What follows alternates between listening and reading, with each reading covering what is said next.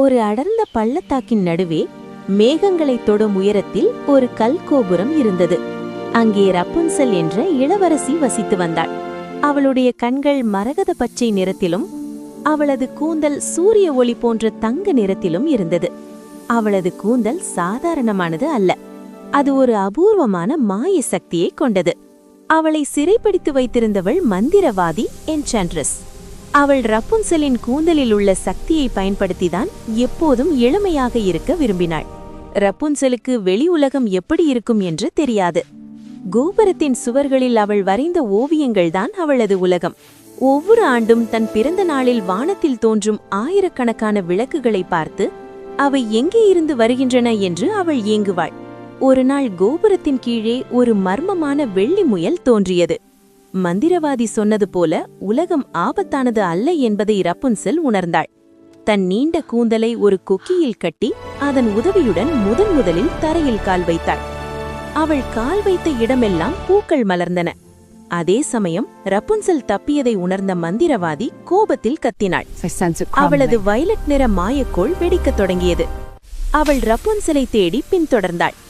காட்டில் தப்பித்தோடிய ரப்புன்சல் ஆரன் என்ற வாலிபனை சந்தித்தாள். ஆரன் ஒரு கிராமத்து வீரன். அவன் ஒரு கம்பீரமான வெள்ளை குதிரையை தேடி அங்கே வந்திருந்தான்.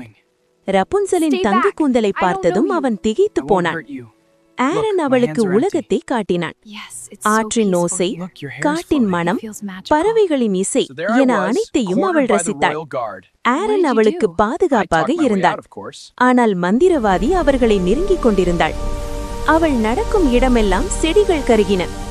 ஒரு பெரிய புல்வெளியில் மந்திரவாதி அவர்களை வழிமறித்தாள். வானம் கருமையாக மாறியது.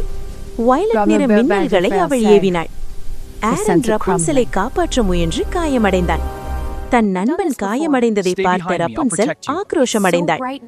அவளது கூந்தல் முன்னெப்போதுமே விட பிரகாசமாக ஜொலித்தது. இனி நீ யாரையும் காயப்படுத்த முடியாது என்று ரப்புன்சல் கூறினாள். அவளது கூந்தலில் இருந்து வெளிப்பட்ட தங்க ஒளி மந்திரவாதியின் கருப்பு சக்தியை முறியடித்தது. மந்திரவாதியின் மாயக்கோள் சுக்குநூறாக உடைந்தது. மந்திரவாதி மெல்ல மறைந்து போனாள். இறுதியில் அமைதி திரும்பியது. வெள்ளை குதிரையின் மீது அமர்ந்து ரப்புன்சலும் ஆரனும் அந்த பெரிய அரண்மனைக்கு சென்றனர். அங்கே அரசனும் அரசியும் கண்ணீருடன் தன் மகளை வரவேற்றனர். 18 வருடங்களுக்கு பிறகு இளவரசி திரும்பியதை முன்னிட்டு ஆயிரக்கணக்கான விளக்குகள் வானில் பறக்க விடப்பட்டன. ரப்புன்சல் இப்போது சுதந்திரமாக இருந்தாள். அவளுக்கு இப்போது ஒரு அழகான குடும்பமும் உண்மையான நண்பன் ஆரனும் இருந்தனர். தங்க விளக்குகளின் ஒளியில் அந்த நாடு மீண்டும் பிரகாசித்தது. நண்பர்களே, அடுத்த வீடியோவில் உங்களுக்கு பிடித்த எந்த கதையை பார்க்க விரும்புகிறீர்கள்? உங்கள் விருப்பத்தை கமெண்ட் செய்யுங்கள்.